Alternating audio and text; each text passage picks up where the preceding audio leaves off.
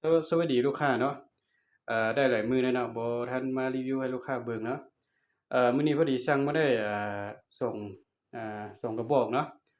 จะเป็นรุ่น Tactical เนาะแต่ว่าจะต่างกันนิดหนึ่งอ่าบอกทำอิฐนี่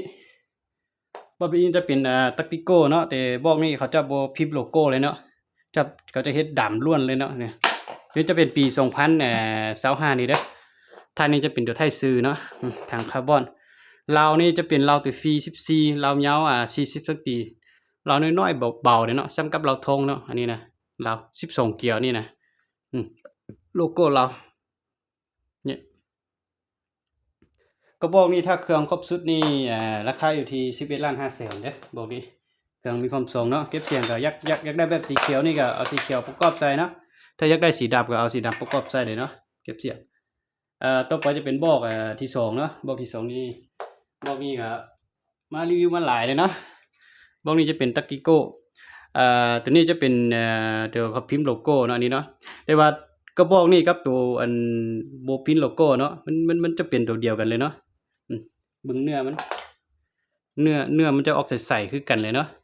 แต่ว่าบอกนี้เขาจะบ่ยิงโลโก้ให้เนาะตัวนี้เป็นของไซงอนเนาะบอกนี้ก็เป็นของไซงอนเนาะ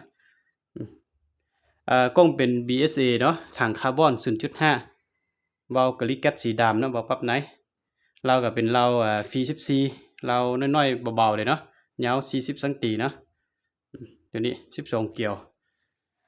ลูกค้าอยากได้แบบเบาก็จัดแบบนี้เนาะเพราะว่าเราก็น้อยได้แล้วก็สั้นได้แล้วก็เบาอีกเนาะตัวนี้ประมาณ3โลทรง3โล3นี่เนาะความเบา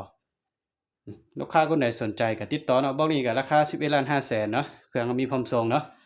ได้สูบเนาะได้สูบแล้วก็ได้แม็กแล้วก็ได้กับ1ลูกเนาะถือว่าเครื่องครบสุดเลยเก็บเสียงนี่ก็มีขายอยู่เนาะ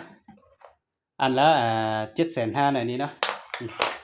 ที่2รุ่นลูกค้าอยากได้เก็บเสียงก็ติดต่อมาหาเก็บเสียงมีพร้อมส่งเนาะ